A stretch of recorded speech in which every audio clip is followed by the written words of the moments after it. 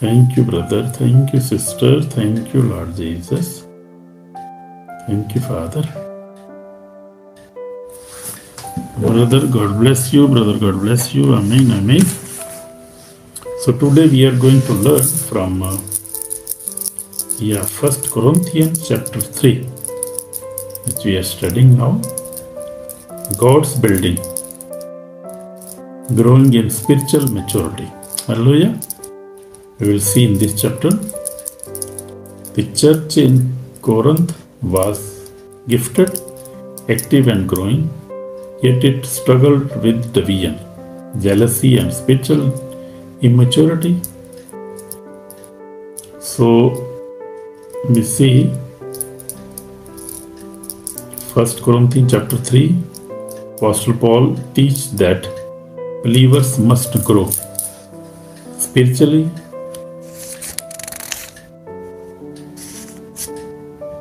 to spiritual maturity. He reminds us that every Christian is God's field, God's building, and God's temple. Hallelujah. Our lives are being built upon one foundation, and that is Jesus Christ. Today, many people, many Christians attend church for years but remain spiritual immature. God desires His people to grow, live in unity, and build life that will stand before Him on the day of judgment. So 1 Corinthians chapter 3 verse 11 says, "For no other foundation can anyone lay than that which is laid, which is Jesus Christ." Hallelujah. So we'll see first point will be grow from spiritual babies to mature believers. Second will be every sermon has a different assignment. Then we will see third point will be build your life on Jesus Christ. And then fourth point will be you are God's temple. That will be 4 point today we are going to discuss. And then fifth point will be true wisdom comes from God. Hallelujah. So these are the 5 points we are going to discuss today in today's session in this sermon. So sermon title will be God's building, growing in spiritual maturity. 1 Corinthians chapter 3 we are going to study today. So we'll see the grow from spiritual babies to mature believers. Paul calls the Corinthians spiritual infants because they were controlled by jealousy, pride, and division. In this congregation, we see that there was jealousy, pride, and division. They were fighting with each other, and that was the problem in that congregation, in that church.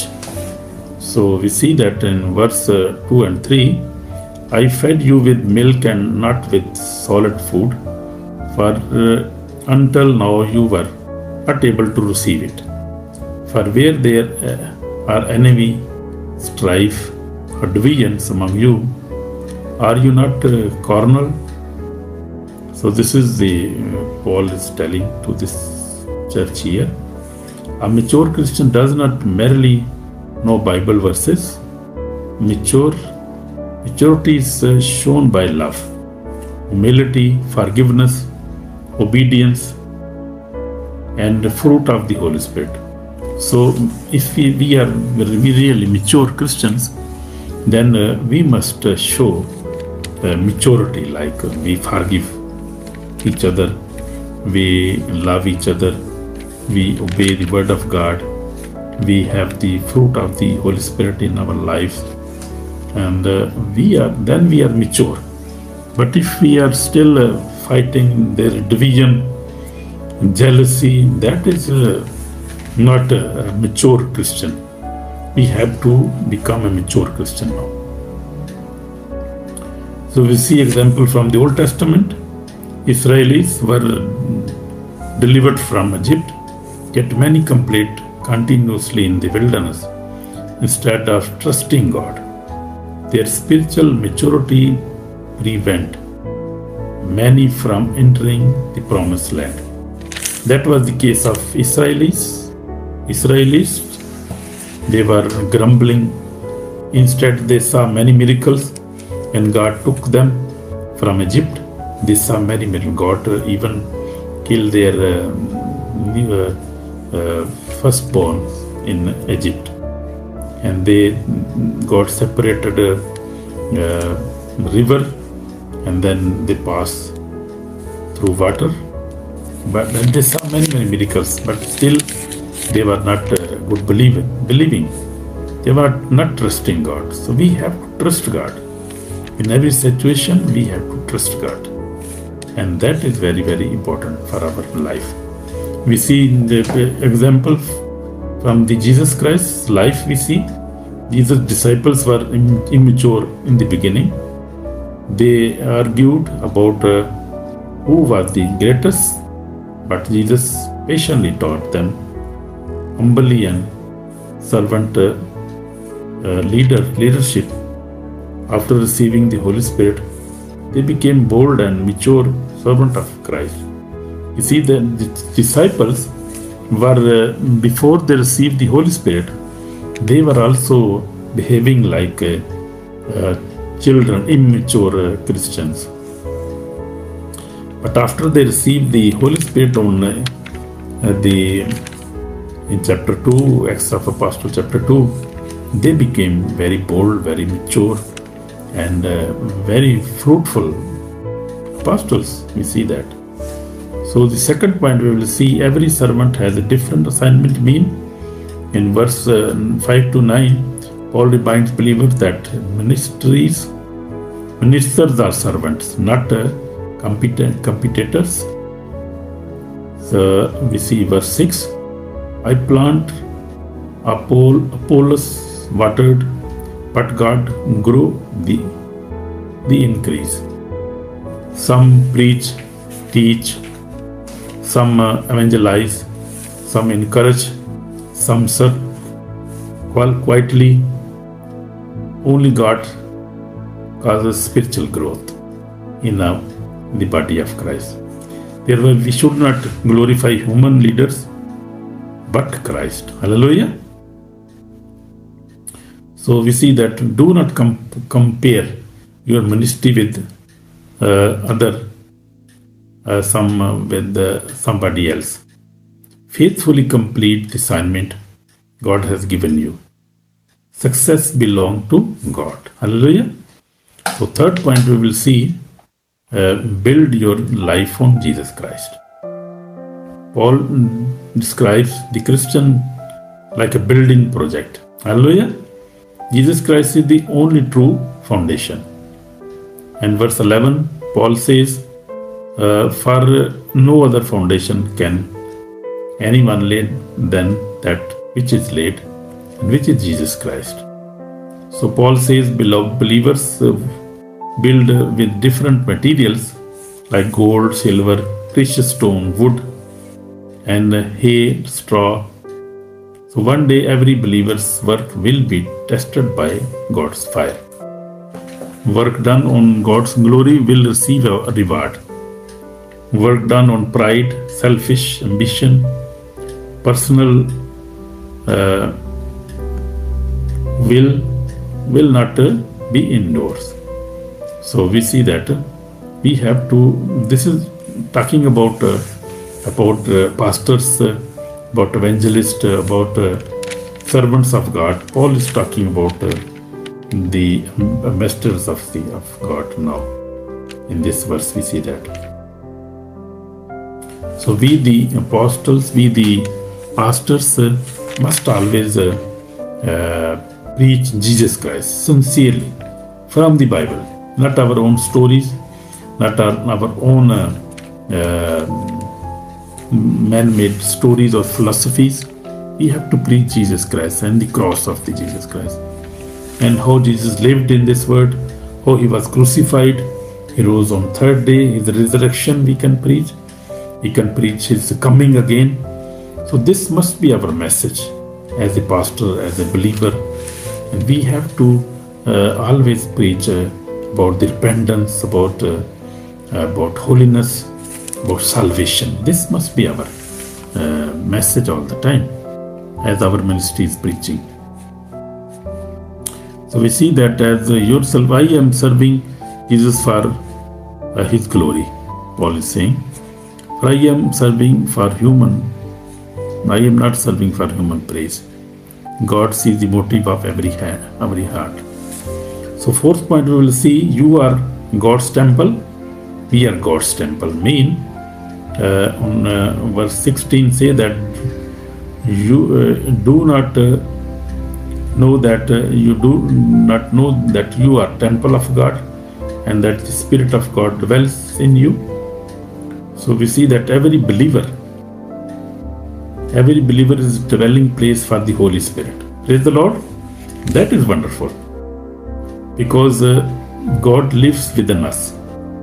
We should honor Him with holy living, pure speech, honest conduct, love toward others, faithfulness in worship. So sin damage our fellowship with God and harm the witness of the church. Hallelujah.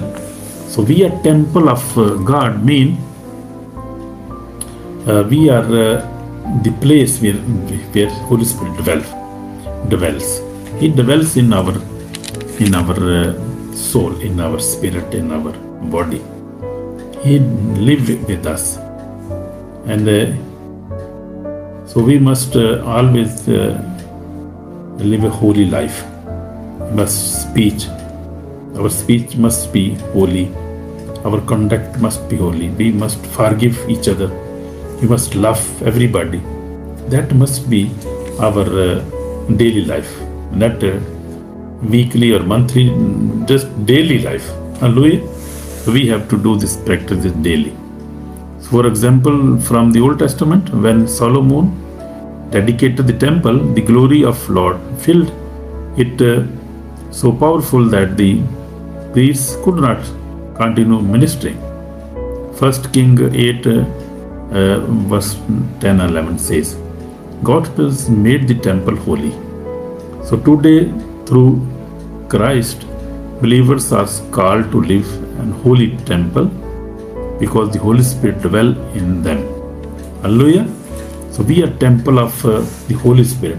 Imagine if Holy Spirit want to live within us in our temple. We are the temple. So we must live a holy life because Holy Spirit is holy. He cannot land or live in a dirty place, in dirty temple or in dirty building like.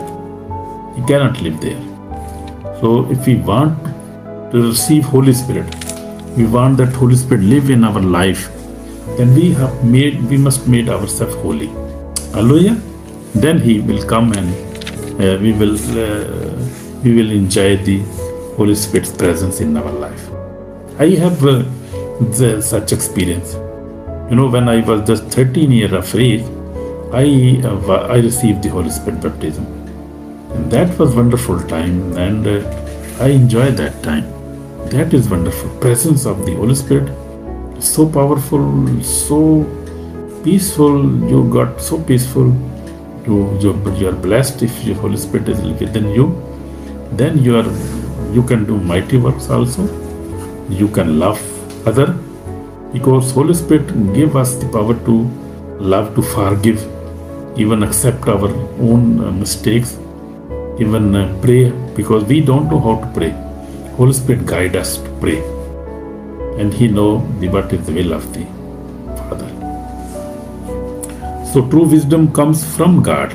This is fifth point now. In verse we see that 18 to 23, the word often celebrate pride, self-promotion, and human wisdom. But God's wisdom begins with humility and reverence for Him. 19, for the wisdom of this world is foolishness with God. Hallelujah. A believer should seek God's wisdom through prayer, scripture reading, Bible reading mean, also guidance of the Holy Spirit to receive. Ask the Holy Spirit every day to guide you how to live, how to pray, how to love, how to forgive others. Because we are weak, we need the guidance of the Holy Spirit, protection of the Holy Spirit. We need His presence every day in our life. Obedience to God's word, that also we must do that. So believers should seek God's wisdom through prayer, scripture reading, guidance of the Holy Spirit, and obedience of the Holy Spirit. So we see that many Christians today divide our personalities, denominations, traditions, or preferences. All remind us that Christ is greater than every human leader. Hallelujah. In this word. So church belongs to Jesus. Church belongs to Jesus Christ. And we belong to Jesus Christ. We are followers of His kingdom. We are follower of kingdom of light. We are a citizen of kingdom of Jesus Christ. Hallelujah. We belong to Jesus Christ. I, my family, we all belong to Jesus Christ. Always remind and always proclaim and prophesy on yourself. Always, whenever you pray, that I belong to Jesus Christ. I am born to win, never to lose. I am chosen generation. I am citizen of heaven. This must be our daily prayer. Prophesy on yourself. Prophesy on your children. Hallelujah. So that is really wonderful. We need such a powerful and faithful prayers daily. So we are workers in the God's kingdom. Our calling is not to complete, but to cooperate in spreading the gospel. Our calling is not to compete, but to cooperate in spreading the gospel. So my testimony, I told you, as for 46 years now, I read the Bible daily, pray faithfully, and start to follow Christ. Through grace of God, He taught me spiritual maturity comes through continued obedience, prayer, and depending on Holy Spirit, not through human strength or achievements. All glory belong to Jesus. Hallelujah. I got mature now because I have been working with the Lord for 46 years now, and Holy Spirit taught me too many things, many things, and by the grace of God, I learned that things in my life. Now I forgive everybody very quickly. I love everybody. I do not want to hurt anybody. I read the Bible. I fast. I even pray Bible every day, and try to live a holy life. Hallelujah. So we see this lesson from this. We learn these things in this chapter, that grow beyond spiritual infancy, reject jealous pride and division, serve faithfully in ministry God has given you, build your life upon Jesus Christ alone. Hallelujah. So these lessons we have learned this year now. Live as a God's holy temple. Seek God's wisdom instead of worldly wisdom. Remember that your works will be tested by God. Hallelujah. So this lesson we have learned here. So in this chapter we see that in 1 Corinthians chapter 3 calls every believer to examine the foundation and quality of their spiritual life. Hallelujah. One day every Christian will stand before Christ and our works will be tested. Therefore let the build with faithfulness, humility, love and obedience. Jesus Christ is the only foundation that will never fail you. Hallelujah. that foundation is solid foundation. And I have a big experience in this way, in this foundation. So this is called for repentance. If your life is built on success, money, religion, or personal achievement instead of Jesus Christ, today is the time to return to Him, my brother, my sister. Confess your sins, repent, trust in Jesus Christ alone. Allow the Holy Spirit to reform you into mature disciple who lives for God's glory. Hallelujah. So this we can do, and I would like to pray, everybody, and you can repeat prayer with me. If you like, if you want, you can pray your own prayer, but I will pray. So if somebody would like to repeat this prayer, he can repeat this. Hallelujah. Thank you, Jesus. Praise the Lord. So God love everybody. We are temples of the Holy Spirit. God loves us, and God wants to live us in our life spiritually. So we must keep our lives clean, not any addiction like smoking, drinking. Because if we are drinking, we are smoking, and we have addictions in our life, then Holy Spirit cannot live in our life, in our soul, in our body, in our life. He cannot live, because Holy Spirit is holy. He lives in holy places. Hallelujah. My brother, my sister, if you want to receive Holy Spirit, and if you want that He remain in your life, then you must live holy life daily, not partially. I received Holy Spirit in 1979, and many years I maintained my anointing. But then I fell down, and I was involved in not good business, and then I was drinking, I was doing all wrong things. But then God rescued me, and God forgave me. I asked for forgiveness. God forgive me, and God rescue me, and He empower me again. And now by the grace of God, many years, now maybe 10 years, I have been with the Lord, and that is I think very grace of God, because many people never receive this grace. This is the grace of God. Then He gives you any other chance. He forgive you. And we see in the life of Samson. This is Samson. Samson, who was a judge, he was very strong man. He has good hair, and he involved in a sexual immorality, and we see that he was not anymore. He got any more chance. So there are many examples we see in the Bible. Yeah, we see the good example like Joseph. You see, he was very good. Even he was sold by his brothers. He was in Egypt. He was even in prison.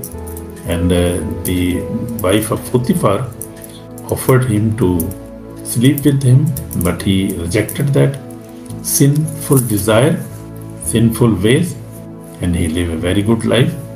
And then he got the throne, which was his destiny, because the destiny was to save many peoples, and he did it very fantastically.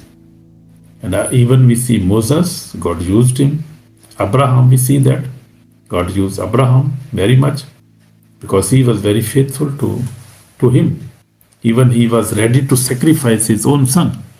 So he was very good believer. We must also be like Abraham, like Isaac, Jacob, like Joseph, like Daniel. We must live such powerful lives, such good believers, such a simple but such a clean life we must have. We but often get in sinful desire. We got in sin. We start smoking, drinking, fornicated, masturbation, pornography watching. That many, because mobile is big problem of this generation. Mobile is destroying many nations now, because people cannot control mobile watching. They watch many bad stuff. Many bad sites are available in mobile phones. So we have to repent these such bad ways.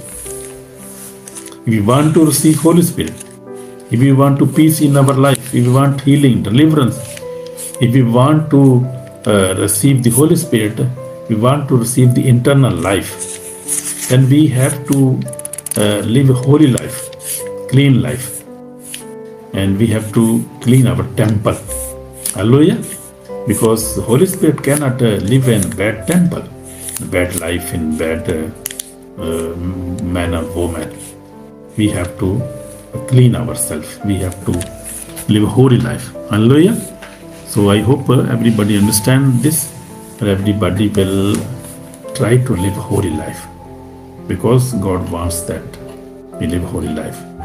So in this chapter we learn that first of all, we learn that grow beyond spiritual infancy mean live a mature life, reject jealousy, pride and division in your church, in your life, in your family.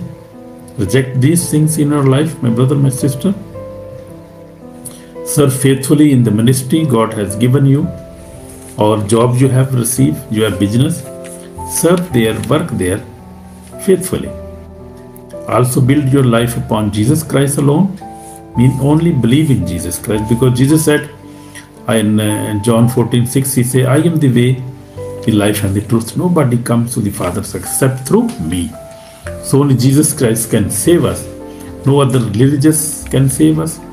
No our money, our education, our pride cannot save us. So also we learn that build your life upon Jesus Christ. Hallelujah. So also live as God's holy temple. So we have to live as a God's holy temple. Hallelujah. Also we learn that seek God's wisdom instead of worldly wisdom. So God's wisdom is holy and perfect, which comes from the Holy Spirit. I'm reading Bible daily, meditating on the Word of God, praying every day, that you receive wisdom. That is God's wisdom. Hallelujah. Also we learn that remember that your works will be tested by God. On the last day, you know what we will take with us from this word? Nothing, no wealth, no money we can take.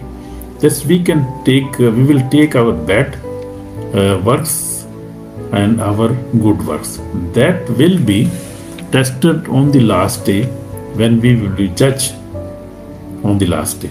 So take your good deeds with you, good works. Hallelujah. Helping each other, forgiving, also obeying the word of God. So that will be really wonderful. So just I want to pray now. Heavenly Father, thank you for making us your people and your temple through Jesus Christ. Help us to grow into mature believers who reject jealousy, pride and division. Build our lives on the solid foundation of Christ alone. Fill us afresh with the Holy Spirit, so that everything we do brings glory to your name. May our works endure when tested, and may we remain faithful until the day we see our Lord Jesus Christ face to face. Hallelujah. So Lord Jesus, forgive me. I am a sinner. Wash me with precious blood. Save my soul today. Save my wife, my husband, my parents, my siblings. Save us, Lord. We are sinners, and help us to live a holy life. Make our temples holy, so that may Holy Spirit could live in this temple in our life. Bless us. We are thankful for today's sermon, and we are thankful for the minister of God. We are thankful for this ministry. God bless this ministry. More and more protect this ministry, Lord Jesus. Your anointing came on me, Lord. Fill me with the Holy Spirit, Lord Jesus. I am also praying. Fill me with the Holy Spirit. Fill me with your anointing, Lord. Use me more and more. And may this reach this sermon to every needy person whom you want to save, Lord. Bless them, Lord. In Jesus' name we pray. Amen. So my sister, my brother, thank you very much for connecting and joining us today. God bless you, my brother, my sister, all around the world. And stay blessed. And we'll see you tomorrow, because tomorrow we are going to learn from 1 Corinthians chapter 4. Yeah, this is also a very special sermon tomorrow. So we are thankful to everybody who is joining us, who has joined us today. Like, share, comment, also subscribe, and also share to other people so they can also listen the word of God. So we are thankful for this wonderful time, and God bless everybody, and we'll see you tomorrow. Shalom, shalom, shalom. God bless you, my brother, my sister. Thank you for joining. Okay, bye, shalom, bye, shalom, bye.